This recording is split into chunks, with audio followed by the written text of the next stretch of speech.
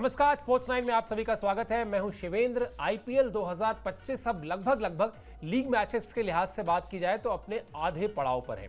ऐसा इसलिए क्योंकि कुल 70 मैचेस खेले जाते हैं, आप जानते हैं, और आज जो है वो 34वें नंबर का मैच है, यानी लगभग हम आधे मोड़ पर आ चुके हैं। साथ ही साथ एक और इंटरेस्टिंग चीज जो है वो ये है कि अब आज जो मैच है उस मैच में आरसीबी वर्सेस पंजाब, इस मैच के होने के बाद सिर्फ दिल्ली और गुजरात की टीमें हैं वो जो 6-6 मैच पर रहेंगी, वरना सभी टीमें 7-7 मैच खेल चुकी होंगी। तो लगभग आधा पड़ाव आईपीएल 2025 अपना पार कर चुका है। जो मैच है आज का वो आपकी स्क्रीन पर है जानकारी। 34वें नंबर का मुकाबला है, बेंगलुरु की टक्कर पंजाब से होगी। बेंगलुरु में शाम 7:30 बजे ये मैच शुरू होगा। आरसीबी की टीम पॉइंट टेबल में तीसरे पायदान पर है और पंजाब किंग्स की टीम पॉइंट टेबल में चौथे नंबर पर है। तो ये जो पॉइंट टेबल में तीसरे और चौथे नंबर की पायदान है, ये भी अपने आप में बता रही है कि कैसे इस सीजन में इन दोनों टीमों की जो परफॉर्मेंस है वो बिल्कुल साथ साथ चली है। अगर पॉइंट्स के हिसाब से भी बात कर ली जाए तो दोनों टीमों के पॉइंट्स बराबर हैं। नेट रन रेट की वजह से बेहतर है आरसीबी की टीम, जिस पर हम आगे बात भी करेंगे। लेकिन अभी जो मुकाबला है वो आपकी स्क्रीन पर उसकी जानकारी। Match number 34, royal Challengers Bengaluru versus Punjab Kings. और बड़ी बात यह है कि दोनों ही टीमें अपने अपने पिछले मैचेस जीतकर आज मैदान में उतरेंगी। और जाहिर सी बात है, सितारे बहुत सारे हैं दोनों ही टीमों में। एक तरफ श्रेयस अय्यर हैं जिनकी कप्तानी में बहुत बड़ा वो मैसेज देना चाहते हैं। मैसेज बिल्कुल साफ है। 2024 में जिस तरह से उनकी कप्तानी में केकेआर चैंपियन बनी थी, उसके बाद जब खिलाड़ियों को रिटेन करने की बारी आई, केकेआर ने उनको रिटेन नहीं किया, वो आ गए पंजाब के खाते में। अब एक मैसेज वो देना जरूर चाहेंगे कि किस तरह से कोलकाता की टीम से भूल हो गई कह लें। और दूसरा बड़ा मैसेज ये भी कि पंजाब की टीम उन टीमों में से है आईपीएल के इतिहास की जिसने कभी भी ट्रॉफी नहीं जीती है। तो ये जो इंतजार है 18 साल का, वो इंतजार भी खत्म करने की कोशिश होगी और इसके लिए अगुवाई जो है वो श्रेयस अय्यर करेंगे। दूसरी तरफ आप जानते हैं आरसीबी यानी विराट कोहली, वो कप्तान रहें ना रहें, लेकिन इस टीम की सबसे बड़ी ताकत, इस टीम की सबसे बड़ी पहचान आरसीबी की वो है विराट कोहली। और वहां भी कहानी बिल्कुल एक जैसी है। आज तक लीग के इतिहास में कभी ये टीम चैंपियन नहीं बनी है। तो इसलिए जो आरसीबी की टीम है वो भी यही प्रयास करेगी कि वो अपने आप को पॉइंट टेबल में इसी तरह मजबूती के साथ बनाए रखे, प्लेऑफ में जगह पक्की करे और उसके बाद उस इंतजार को खत्म करे जो अब 18 बरस पुराना हो चुका है। मतलब कई बार बड़ी हैरानी होती है कि आरसीबी की टीम ने अब तक खिताब क्यों नहीं जीता है, क्योंकि एक बड़े खिताब को जीतने के लिए जिस तरह का सेटअप चाहिए होता है, जिस तरह की टीम चाहिए होती है, वो सब कुछ आरसीबी के पास रहा है। इस सीजन में एक और समस्या आरसीबी की टीम के साथ है, उस पर भी बात कर लेते हैं। यह समस्या क्या है? यह समस्या है अपने घर में पहली जीत का इंतजार है आरसीबी को। अमूमन ऐसा नहीं होता है, लेकिन इस सीजन में ऐसा पता नहीं क्यों हो रहा है। चाहे आप चेन्नई की बात कर लें, चाहे आप आरसीबी की बात कर लें, टीमें अपने घर में भी मैचेस हार रही हैं। आरसीबी के खाते में जो 4 जीत है वो चारों अवे मैचेस में है, यानी दूसरी टीम के घर में जाकर वो जीती है, लेकिन अपने घर में उसे 2 मैच में हार का सामना करना पड़ा है। और अगर आज का मुकाबला खुदा न खास्ता उसके हाथ से निकल जाता है तो फिर ये बड़ा एक तरीके का उलटफेर माना जाएगा कि आरसीबी की टीम अपने घर में ही 2025 के सीजन में 3 मैच हार गई। निश्चित तौर पर आरसीबी के जो फैंस हैं और आरसीबी की टीम जो है वो ये नहीं चाहेगी। पंजाब की बात कर लेते हैं। पंजाब की टीम ने भी 6 मैच खेले हैं, उसमें 4 जीत है और 2 हार उसके खाते में भी है। यही बात अभी थोड़ी देर पहले भी हम कर रहे थे कि किस तरह से बेंगलुरु और पंजाब दोनों ही टीमों के खाते में 4-4 जीत है, यानी पॉइंट टेबल में 8-8 पॉइंट हैं। लेकिन फिर वही नेट रन रेट जो जब शुरू होता है आईपीएल, आपने अगर हमारे शोज आप देखते हो तो मैं शुरू से यही कहना शुरू करता हूं कि भैया शुरुआत के जो 5-6 मैचेस हैं ना, यहां पर आप अपने पॉइंट्स जो है इतने बेहतर कर लें कि नेट रन रेट के फेर में उलझे ही ना, वरना क्या होता है, वही 6 पॉइंट लेकर एक टीम 7वें नंबर पर है और वही 6 पॉइंट लेकर एक टीम 9वें नंबर पर है। सेम स्टोरी यहां पर भी है। वही 8 पॉइंट लेकर बेंगलुरु की टीम जो है वो बेहतर स्थिति में है और पंजाब की टीम जो है वो चौथे पायदान पर है। आरसीबी का नेट रन रेट पंजाब से बेहतर है, जैसा अभी हमने आपको बताया भी। चलिए अब आपको बताते हैं कि लीग के इतिहास में किस तरह से, मतलब अभी आपको पॉइंट टेबल में तो दिखाई दे रहा है कि किस तरह से दोनों टीमें बिल्कुल अगल बगल चल रही हैं, लेकिन लीग की जो हिस्ट्री है वो हिस्ट्री भी कुछ ऐसा ही कहती है। क्या इशारा करती है रिकॉर्ड बुक? बताती है साफ साफ कि भैया जो ये दोनों टीमें जब रही हैं आमने सामने तो टक्कर बहुत कांटे की रही है। उसके लिए जो आंकड़े हैं वो आंकड़े भी आपके सामने हैं। 33 मैच यानी 33 मैचेस खेले गए हैं इन दोनों टीमों के बीच। पंजाब के खाते में 17 जीत है, जबकि आरसीबी के खाते में 16 जीत है। यानी आज आरसीबी की टीम ये पूरी कोशिश करेगी कि वो इस मुकाबले नंबर जो आज, अच्छा इंटरेस्टिंग चीज़ देखिए कि ये इन दोनों टीमों के बीच भी 34वां मुकाबला है और इस सीजन का भी ये 34वां मुकाबला है। तो 34 का आधा जो है वो 17 होता है। आधे मैचेस जीते हैं पंजाब ने। आरसीबी का प्रयास भी यही होगा कि वो भी आज मैच जीते और यहां पर 17-17 की बराबरी कर ले। आरसीबी के पास जिस तरह की रिदम है इस सीजन में अभी तक, उसमें ये कोई बहुत चौंकाने वाली बात नहीं होगी क्योंकि आरसीबी अच्छा खेल रही है। लेकिन हाँ, पंजाब की टीम और दिल्ली की टीम इस सीजन में दो टीमें ऐसी हैं जो बिल्कुल अलग रंग में दिखाई दे रही हैं।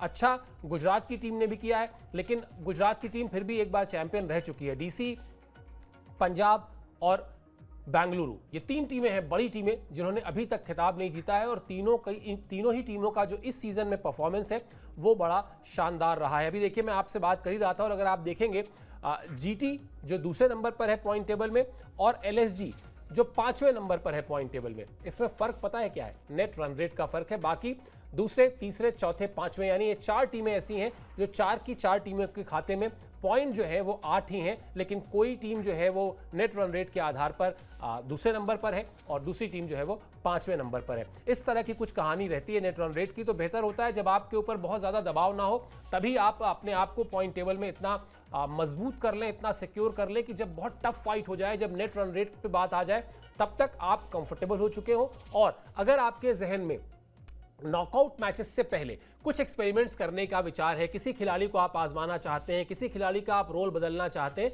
आपको वो मौका मिले कि आप कम से कम उस सेटअप के साथ 1-2 बार प्रयास कर सकें, जा सकें, सोच सकें। चलिए अब आगे बढ़ते हैं। अब आपको बताते हैं कि बेंगलुरु की टीम जो है वो किस तरह से आज के मैच को में जो प्लेइंग 11 है उसको लेकर क्या सोच रही है। बहुत ज़्यादा चेंजेस की उम्मीद मत करिएगा क्योंकि पिछला मैच अभी जीत कर आई है टीम और जिस तरह से हम हमेशा कहते हैं कि अगर जीती हुई टीम है तो उसमें ज़रूरत से ज़्यादा बदलाव की उम्मीद नहीं करनी चाहिए। वो बदलाव लगभग ना के बराबर ही है। टॉप ऑर्डर में फिल सॉल्ट, विराट कोहली, देवदत्त पडिक्कल, रजत पाटीदार होंगे। लिविंगस्टन, टिम डेविड, हेजलवुड है इस टीम का जो विदेशी चेहरा है। अनुभवी हेजलवुड और भुवनेश्वर कुमार जो है वो तेज गेंदबाजी की बागडोर संभालेंगे। देवदत्त पडिक्कल से आरसीबी फैंस को खास उम्मीदें हैं। वो उम्मीदें इसलिए भी है क्योंकि इस सीजन में अभी तक वो पारी देखने को नहीं मिली जो उनसे देखने की अपेक्षा है उनके फैंस को। अगर आप थोड़ा सा बाकी बल्लेबाजों के बारे में बात करेंगे तो विराट कोहली ने शुरुआत अच्छी की थी। वो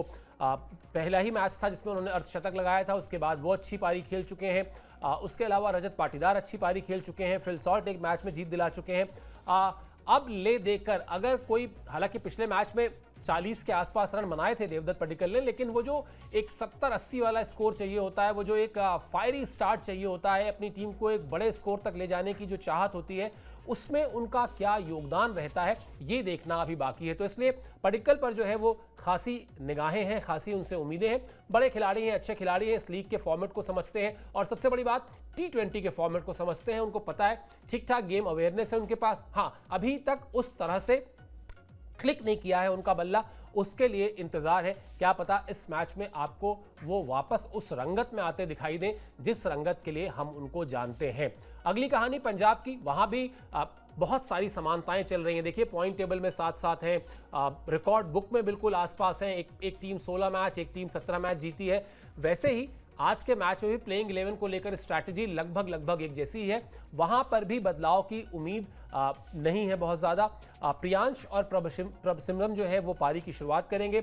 मिडिल ऑर्डर में श्रेयस अय्यर, जोश इंग्लिश और निहाल वडेरा होंगे। मैक्सवेल या स्टॉइनिश में से किसी एक को मौका मिलेगा क्योंकि विदेशी खिलाड़ी जो होते हैं वो 4 ही होते हैं, तो आप इन दोनों में से किसी एक को देखिएगा।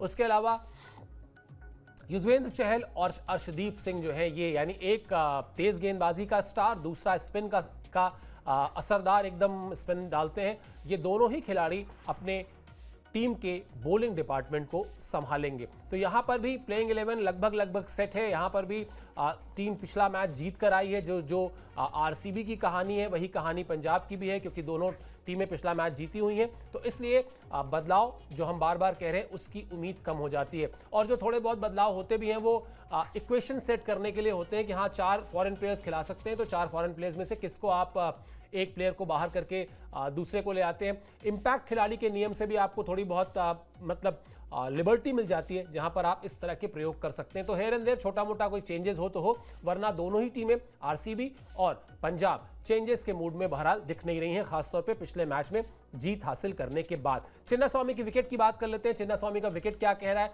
चिन्नास्वामी का विकेट जो है वो बड़ा इंटरेस्टिंग है इस बार कि यहां पर रन बनाना अपेक्षाकृत मुश्किल है। यानी जो मानते हैं हम और अक्सर हम जानते भी हैं, कहते भी हैं कि भाई 2020 का फॉर्मेट है तो आप जाइए और आपको पिच पर जो है इस तरह की कंडीशंस मिलेंगी कि वहां पर आप ताबड़तोड़ रन बना सकते हैं। लेकिन यहां चिन्नास्वामी का विकेट जो है वो थोड़ा अलग है। यहां पर आपको बल्लेबाजी करना अपेक्षाकृत मुश्किल होगा। ये बात आपको दिखाई भी देगी जब मैच शुरू होगा। अब तक 2 मैच जो खेले हैं आरसीबी ने, जिसका जिक्र हमने इस शो की शुरुआत में किया था कि उसको हार का सामना करना पड़ा, उसकी एक वजह यह भी है कि दोनों ही बार आरसीबी की टीम 170 रन का आंकड़ा पार नहीं कर पाई। अब क्या है कि मॉडर्न डे टी20 क्रिकेट जो है उसमें 170 रन बहुत ज़्यादा माना नहीं जाता। मतलब जब टी20 की शुरुआत हुई थी तब 170-180 रन जो है वो कहा जाता था कि एक सेफ टोटल है। अगर आपने इतने रन बना लिए तो आप मैच जीतने के लिए अच्छे खासे आपके चांसेस हैं। अब ये सेफ स्कोर नहीं है, आप जीत सकते हैं, ऐसा नहीं कि 170 रन बना के आप मैच नहीं जीत सकते हैं। जीतने के लिए पंजाब की टीम ने 111 रन बनाकर मैच जीत लिया था, लेकिन बाय एंड लार्ज बड़े उस पर जब आप जाएंगे, जब आप आंकड़ों की बात करेंगे तो ऐसे मैचेस कम हैं जहां पर 170 रन को आप डिफेंड कर पाएं। चेन्नई में जो बल्लेबाजों के लिए दिक्कत आएगी वो आपके स्क्रीन पर है। वो समस्या है 2 पेस विकेट, यानी विकेट में जो बॉल आने का जो रफ्तार है वो 2 अलग अलग किस्म का होगा। यानी कभी आपको अनइवन बाउंस भी दिखाई देगा, कभी गेंद जो है वो थोड़ी नीचे रह जाएगी। ये एक दिक्कत आने वाली है। हालांकि जब पिछला मैच खेला गया था चिन्नास्वामी में और आज के मैच के बीच में वहां बारिश हुई है और इन चीज़ों का बहुत फर्क पड़ जाता है। बारिश किस तरीके से मॉइस्चर लेके आती है, पिच का जो बिहेवियर होता है उसमें थोड़ा बहुत बदलाव नजर आता है। तो वो जो बारिश हुई है पिछले दिनों बेंगलुरु में, उससे क्या असर पड़ेगा ये देखना भी दिलचस्प होगा। मैच के दौरान जो तापमान है वो भी थोड़ा कम होगा, यानी शाम जो है वो बेंगलुरु की थोड़ी सी बेहतर है। गर्मी है वहां पर, लेकिन पहले के मुकाबले गर्मी थोड़ी कम हुई है क्योंकि बारिश हुई है और इस वजह से थोड़ा सा बिहेवियर पिच का अलग दिखाई दे पिछले मैच के मुकाबले में तो चौंकने वाली बात नहीं होगी। ये सारी कहानी जो है वो इसलिए इतनी चर्चा में आ गई क्योंकि जैसा हमने कहा कि बेंगलुरु की टीम को अपने घर में हार का सामना करना पड़ा 2-2 मैचेस में। और अगर कोई टीम, बेंगलुरु जैसी टीम अगर अपने घर में 2 मैचेस हारती है तो फिर उसके बाद पिच को लेकर बातचीत शुरू हो जाती है, जो शुरू हो भी गई है कि आखिर ऐसा क्यों हो रहा है कि टीम को, यानी घरेलू टीम को अपने मैदान पर ही फायदा नहीं मिल रहा है, अपने लोकल कंडीशंस का फायदा नहीं मिल रहा है। तो इस पर नजर रहेगी कि आज के मैच में पिछले दिनों जो बारिश हुई है उसका क्या बदलाव आता है। एक बड़ा इंटरेस्टिंग फैक्ट ये भी है कि भुवनेश्वर कुमार जो टीम के बड़े अनुभवी गेंदबाज हैं, उनकी बड़ी एक इंटरेस्टिंग बाइट आई। उनसे पूछा गया कि आप जब अब नियम बदले हैं, अब आप सलाइवा का इस्तेमाल कर सकते हैं, यानी जो लार लगाते हैं तेज गेंदबाज बॉल की शाइन के लिए, वो इस्तेमाल कर सकते हैं। तो उनसे पूछा गया कि क्या आपने इस्तेमाल किया, तो उन्होंने कहा कि मैं तो भूल गया था। क्या है ये इंटरेस्टिंग कहानी, ये भी आपको बताते हैं। दिखाइए जरा उनकी स्टेटमेंट भुवनेश्वर कुमार की, तो ये कहानी भी साफ हो जाएगी। अभी तक गेंद पर सलाइवा का इस्तेमाल नहीं किया है। असल में मैं ये भूल गया था कि अब इसका इस्तेमाल किया जा सकता है। कल जब मैंने मिचेल स्टार्क को ऐसा करते देखा तो मुझे याद आया कि मैं भी ऐसा कर सकता हूं। मैं ये नहीं कह सकता हूं कि इससे मदद मिलेगी या नहीं, लेकिन अब ये तय है कि अगले मैच में मैं इसका इस्तेमाल करूंगा। तो ये इंटरेस्टिंग कहानी है। भूल ही गए थे बेचारे कि अब जो है वो सलाइवा यानी लार का इस्तेमाल तेज गेंदबाज कर सकते हैं। आपको याद दिला दें, पूरा प्रकरण तब शुरू हुआ था जब कोरोना वायरस ने पूरी दुनिया को अपनी चपेट में ले लिया था। उसके बाद किस तरह से नुकसान हुआ आप जानते हैं। मतलब पूरी दुनिया में जिस तरह से इस वायरस ने अपना कहर दिखाया वो हम सब ने देखा, हम सब ने झेला। उसके बाद जब क्रिकेट को रिवाइव किया गया, जब हुआ कि नहीं साहब अब दोबारा क्रिकेट खेला जाए, भले ही कंट्रोल्ड कंडीशंस में खेला जाए, नियंत्रित परिस्थितियों में खेला जाए, तो कुछ नियम बनाए गए थे। वहां पर एक नियम ये बनाया गया था कि बॉल पर सलाइवा नहीं लगाया जाएगा क्योंकि इससे जो है वायरस के ट्रांसफर होने का खतरा है। अब चूंकि बड़ी कृपा है कि अब कोरोना से राहत मिल चुकी है, तो अब इस नियम में भी छूट मिली है, तेज गेंदबाज अब इसका इस्तेमाल कर सकते हैं। अमूमन तेज गेंदबाज बॉल को एक तरफ से चमकाने के लिए, बॉल की चमक को मेंटेन रखने के लिए इस्तेमाल करते थे, हम सब ने देखा है। बीच में वो एक ऐसा समय आया जब ये नियम बदला गया था। अब नियम वापस वही है कि आप तेज गेंदबाज जो है वो सलाइवा का इस्तेमाल कर सकते हैं। कुल मिला जुला के टेंशन जो है वो पंजाब के बल्लेबाजों को लेनी होगी, क्योंकि भुवनेश्वर कुमार स्विंग गेंदबाज हैं और अगर, हालांकि उन्होंने कहा कि अभी उनको पता नहीं कि इसका फायदा होगा या नहीं होगा, लेकिन अगर फायदा मिलता है और उनको वो स्विंग मिलता है अपने स्पेल में, तो वो एक खतरनाक गेंदबाज हो सकते हैं, क्योंकि अनुभव उनके पास इस फॉर्मेट का, इस लीग का अच्छा खासा है। बड़े ही शानदार, समझदार किस्म के और शांत स्वभाव से दिखने वाले गेंदबाज हैं। तो अब उनकी बॉलिंग जो है आज वो मैच में खास तौर पर उस पर नजर रहेगी। नजर आपको रखनी है हमारी वेबसाइट पर भी। क्यों? क्योंकि वहां पर हम पूछ रहे हैं सवाल, और हर सवाल जो बहुत ही बेसिक आसान सा सवाल है, उस सवाल का सही जवाब देने पर आपको जो 3 लकी विनर्स हैं उनको प्राइज भी मिल रहा है। आज का सवाल आपसे क्या, आपको बताते हैं कि आज का सवाल क्या है, और साथ ही साथ उसमें इस क्विज में पार्टिसिपेट करने का प्रोसेस जो है वो इस वक्त आपकी स्क्रीन पर है, मैं बता भी देता हूं। www.tv9hindi.com पर आप जाएंगे, वहां पर आपको होम पेज पर ही क्विज का एक सेक्शन दिखाई देगा और वहां पर आपको बिल्कुल यही सवाल दिखाई देगा जो सवाल इस वक्त आपकी स्क्रीन पर है, यानी आईपीएल 2025 में केएल राहुल किस टीम का हिस्सा हैं? Punjab Kings, Lucknow super giants, Sunrisers Hyderabad या फिर दिल्ली कैपिटल्स? आसान सवाल है, एक बार ध्यान से सारे ऑप्शन देखिए, जो आपको लगता है ऑप्शन सही है उस पर आप क्लिक कीजिए, वो जवाब हम तक पहुंच जाएगा और उसके बाद जो 3 लकी विनर्स होंगे, जो 3 लकी प्रतिभागी होंगे, उनको आकर्षक पुरस्कार भी मिलेगा। ज्यादा जानकारी के लिए आपको लॉगिन करना है www.tv9hindi.com पर।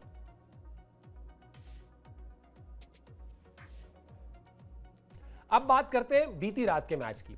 वहां दिलचस्प बात यह हुई कि मुंबई की टीम आखिरी मिनटों में थोड़ा लड़खड़ाई, लेकिन इतनी कंफर्टेबल थी कि उसके बाद भी वो जीत गई। अब मुंबई के जो फैंस हैं वो उस थ्योरी पर वापस आ गए हैं कि भाई हमारी टीम तो लेट स्टार्ट करती है, लेकिन वो प्लेऑफ जैसे जैसे करीब आता है वो फिर अपने रंग में आ जाती है और फिर वहां से वो चैंपियन भी बन जाती है। क्या वाकई ऐसा होने वाला है या ऐसा नहीं होने वाला है, ये तो बाद में पता चलेगा। लेकिन फिलहाल मुंबई ने हैदराबाद को 4 विकेट से हरा जरूर दिया है। हैदराबाद ने 163 रन का, यानी 163 रन का टारगेट दिया था। मुंबई ने 6 विकेट खोकर इस लक्ष्य को हासिल कर लिया। हालांकि जैसा थोड़ी देर पहले मैंने कहा कि बाद में जो विकेट थे वो जल्दी जल्दी गिरे, वरना और बड़ी जीत मुंबई की टीम हासिल कर सकती थी। 11 गेंद पहले ही मुंबई की टीम को जीत मिली है, यानी मुंबई की टीम ने इस मैच में 11 गेंद पहले ही जीत हासिल कर ली थी। और इस जीत के बाद जो उसका रन रेट है वो चूंकि माइनस में नहीं है, इसलिए वो 7वें नंबर पर पहुंच गई है। वरना अगर आप राजस्थान रॉयल्स की बात करेंगे, सनराइजर्स हैदराबाद की बात करेंगे या चेन्नई सुपर किंग्स की बात करेंगे, मैं टीम्स रिपीट कर रहा हूं, राजस्थान रॉयल्स, सनराइजर्स हैदराबाद और सीएसके, यानी पॉइंट टेबल में नंबर 8, नंबर 9 और नंबर 10 की ये टीमें हैं। इन तीनों ही टीमों का जो नेट रन रेट है वो माइनस में है। तो आप ये सोचिए कि 4 पॉइंट है इन तीनों टीमों के पास, माइनस रन रेट की वजह से ये 8वें, 9वें और 10वें नंबर पर है। मुंबई की टीम अब 6 पॉइंट हासिल कर चुकी है, क्योंकि उसने तीसरी जीत हासिल कर ली है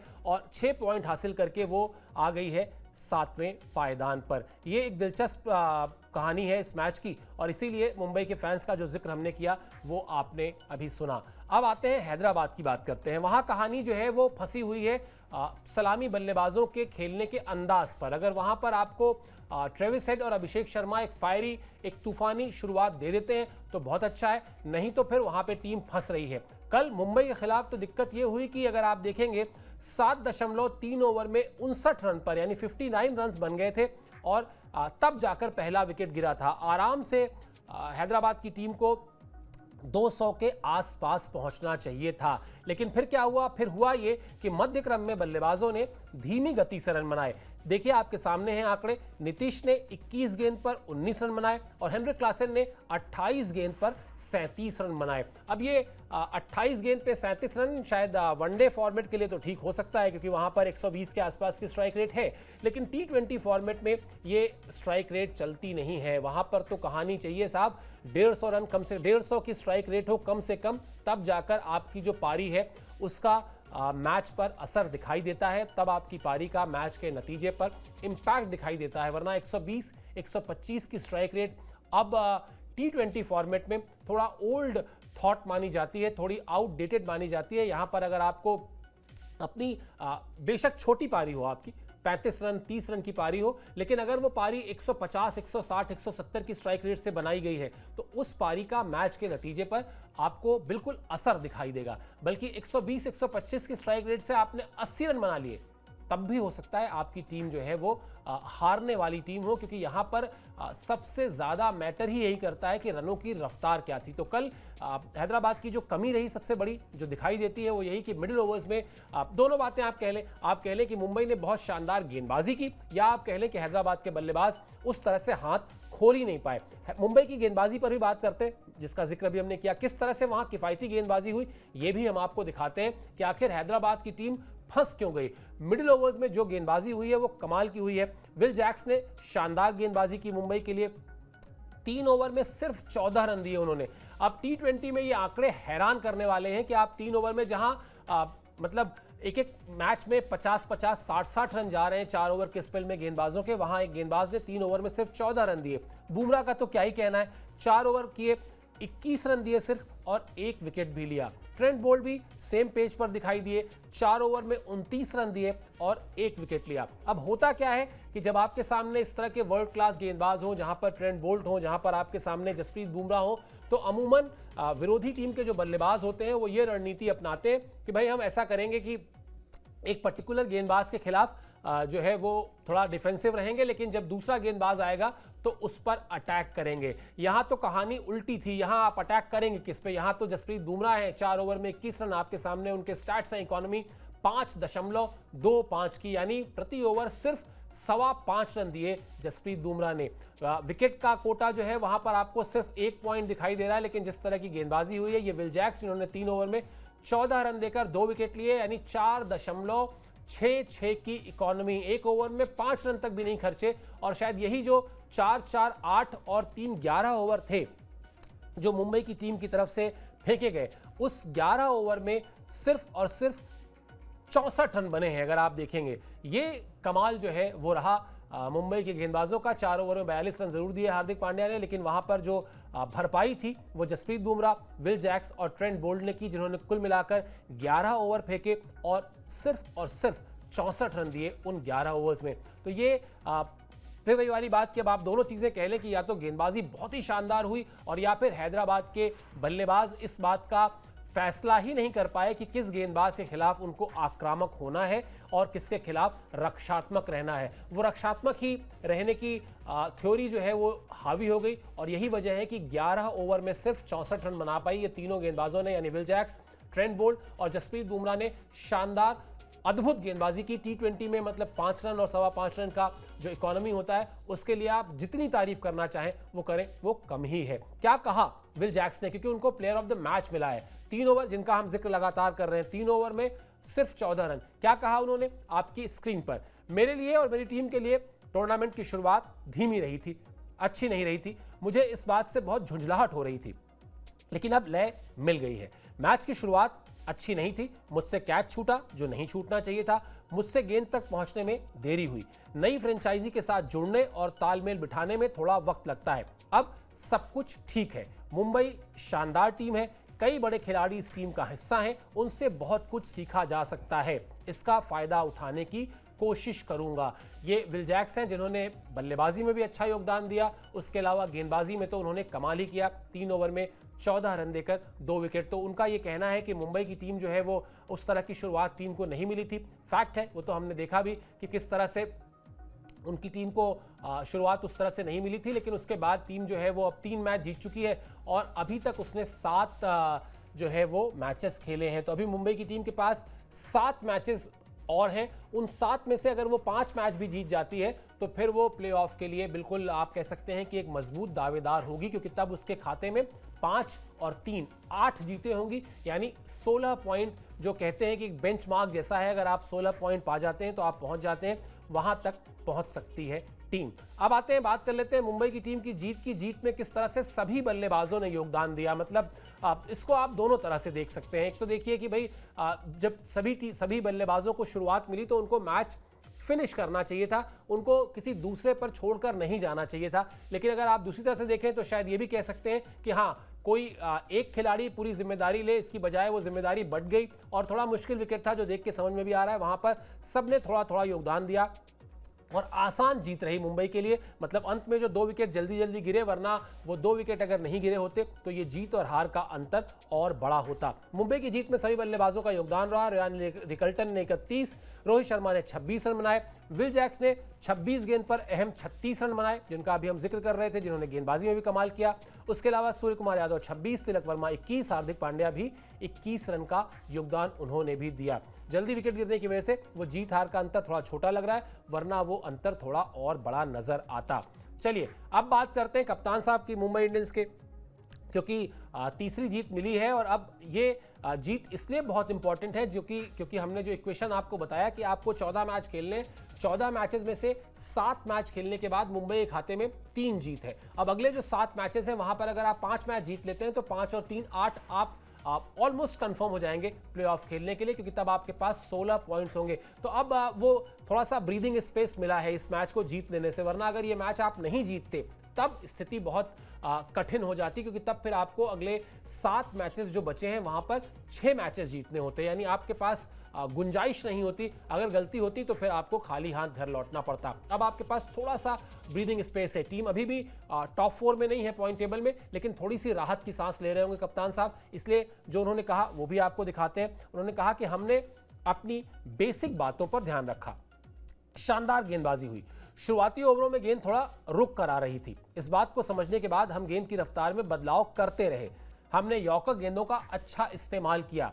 जब हमें 42 गेंद पर 42 रन चाहिए थे तो मुझे लगा कि शायद मैच फंसेगा, लेकिन फिर जैसे ही बाउंड्री मिली वो तनाव खत्म हो गया। बिल्कुल सही बात है, 42 गेंद पे 42 रन लगता है कि शायद कहीं एक आध ओवर बहुत अच्छा टाइट ओवर चला गया तो फिर उसके बाद थोड़ा सा जब आस्किंग रन रेट बढ़ेगा तो हो सकता है बल्लेबाज गलती करें, कहीं पर जाकर बात मैच फंसे। लेकिन फिर बल्लेबाज अगर उसी समय एक आध चौका एक आध छक्का निकाल दें तो फिर वो तनाव जो है वापस गेंदबाजी टीम पर चला जाता है, फिर वो तनाव वापस जो है बॉलर्स पर चला जाता है, ना कि बल्लेबाज पर। बिल्कुल यही कहानी रही मुंबई और हैदराबाद के इस मैच में, जहां पर आस्किंग रन रेट जो था वो बहुत ज़्यादा बढ़ा नहीं, और चूंकि वो ज़्यादा बढ़ा नहीं तो बल्लेबाजों ने भी अपने स्वाभाविक खेल से बगैर कोई बहुत एक्स्ट्रा रिस्क लिए मैच में जीत हासिल कर ली। और निश्चित तौर पर बड़े रिलैक्स्ड होंगे हार्दिक पांड्या इस जीत के बाद, क्योंकि इस जीत से वो जो प्लेऑफ है उसके चांसेस अभी तक टीम के लिए बने हुए हैं। 6 पॉइंट उनके हो चुके हैं। अब कोशिश यही होगी, और मुंबई की टीम ऐसा करती आई है, पहले भी आप सबने देखा है कि किस तरह से एक स्लो स्टार्टेड टीम है, शुरुआत के मैचेस हारती है। पहला मैच तो वो मेरे ख्याल से पिछले 10-12 साल से लगातार हारी है। 2012 में शायद पिछला मैच वो ऐसा हुआ था कि जब पहला मैच मुंबई ने जीता था, वरना उसके बाद से लगातार पहला मैच मुंबई की टीम हारती है। लेकिन यह भी फैक्ट है, यूनिवर्सल ट्रूथ है, सार्वभौमिक सत्य है कि 5 ट्रॉफी उसके कब्जे में है, और चेन्नई के साथ वो इस लीग के इतिहास की सबसे कामयाब टीम है। तो अभी इस टीम को खारिज कर देना बेवकूफ़ी होगी। आप इस टीम के परफॉर्मेंस पर नजर रखिए। संभव है कि अगर 1-2 मैच लगातार और जीत गए तो फिर इस टीम की रंगत ही अलग दिखाई देगी, क्योंकि यहां पर जो स्टार्स हैं वो चाहे तिलक वर्मा हो, चाहे सूर्य कुमार यादव हो, चाहे रोहित शर्मा हो, या फिर बुमराह हो, वो ऐसे स्टार्स हैं जिनको पता है कि बड़े मुकाबले में एक फंसे हुए मैच में किस तरह से जीत हासिल की जाती है। थोड़ी सी मायूसी हुई सनराइजर्स हैदराबाद के लिए, क्योंकि जिस तरह से इस टीम ने 2024 में परफॉर्मेंस की थी, उसके बाद से इस टीम से एक्सपेक्टेशन सबको ज़्यादा थी।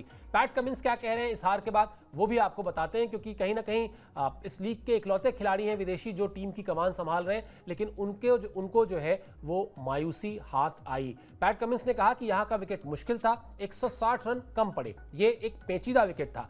मुंबई के गेंदबाजों ने मैदान के उन हिस्सों को अच्छी तरह संभाला जिस तरफ हम रन बनाते हैं, यानी जो स्कोरिंग एरियाज हैं वहां पर उन्होंने फील्डिंग अच्छी की। छोटे स्कोर पर जीत हासिल करने के लिए हमें उनके विकेट लेने थे, जो हम उस तरह से नहीं कर पाए जैसा हम चाहते थे। हमारी गेंदबाजी में विकल्प थे, लेकिन सब कुछ मन मुताबिक नहीं हुआ। सही बात है, फैक्ट है भाई। पैट कमिंस जिस तरह के खिलाड़ी हैं, जिस तरह का उनका अनुभव है, आप ये नहीं कह सकते कि उनके पास विकल्प नहीं थे। हाँ, ये जरूर हुआ कि जिस तरह की स्ट्रैटेजी थी वो स्ट्रैटेजी जो है वो एग्जीक्यूट नहीं हो पाई, वो जो चाहते थे मैदान में वो नहीं कर पाए। और अब जो स्थिति है वो यही है कि जितनी जल्दी से जल्दी उनको अब इस मैच में, इस पॉइंट टेबल में अपने आप को संभालना होगा, अगले मैचेस में लगातार जीत हासिल करनी होगी, तब जाकर ये टीम जो है वो पटरी पर आएगी, वरना फिर दिक्कतें जो है सनराइजर्स हैदराबाद के लिए बढ़ जाएंगी। और फिर ये नहीं भूलना चाहिए कि 2024 में इस टीम ने फाइनल खेला था। तो फैंस की एक्सपेक्टेशंस यही है कि भाई एसआरएच भी बेहतर करे, और एसआरएच बेहतर करे इसके लिए सबसे ज़्यादा ज़रूरी है कि वो जो टॉप ऑर्डर में 3 खिलाड़ी हैं, ट्रेविस हेड, अभिषेक शर्मा और ईशान किशन, वो वहाँ पर रन्स करें और बड़ी पारियाँ खेलें। मतलब वो 30-35 रन से अब काम चलेगा नहीं, क्योंकि अब हैदराबाद की टीम की जान जो है वो फंसी हुई है। अब निकलना है उससे तो आपको थोड़ा सा एक्स्ट्रा परफॉर्म करना होगा। वो अब 100% से काम नहीं चलने वाला, अब खिलाड़ियों को 101% परफॉर्म करना होगा, तब जाकर, और जीत की भूख दिखानी होगी 101%, तब जाकर इस टीम की किस्मत बदलेगी। वरना अब जो भी टीमें हारेंगी वो टीमें नीचे जो 4 टीमें होती हैं उसकी तरफ खिसकती जाएंगी। रहेगी हमारी आज के मुकाबले पर नजर। मुकाबले को लेकर जब शो आएंगे, प्रीव्यू शो लेकर आएंगे, तो आपको प्लेइंग 11 को लेकर, पिच रिपोर्ट को लेकर और डिटेल में एनालिसिस करेंगे, उस पर बातचीत करेंगे। बहरहाल स्पोर्ट्स टाइम को सब्सक्राइब कर लीजिए। इस शो में इतना ही। आप हमसे जुड़े इसके लिए मेरी तरफ से, मेरी टीम की तरफ से बहुत बहुत शुक्रिया और आभार।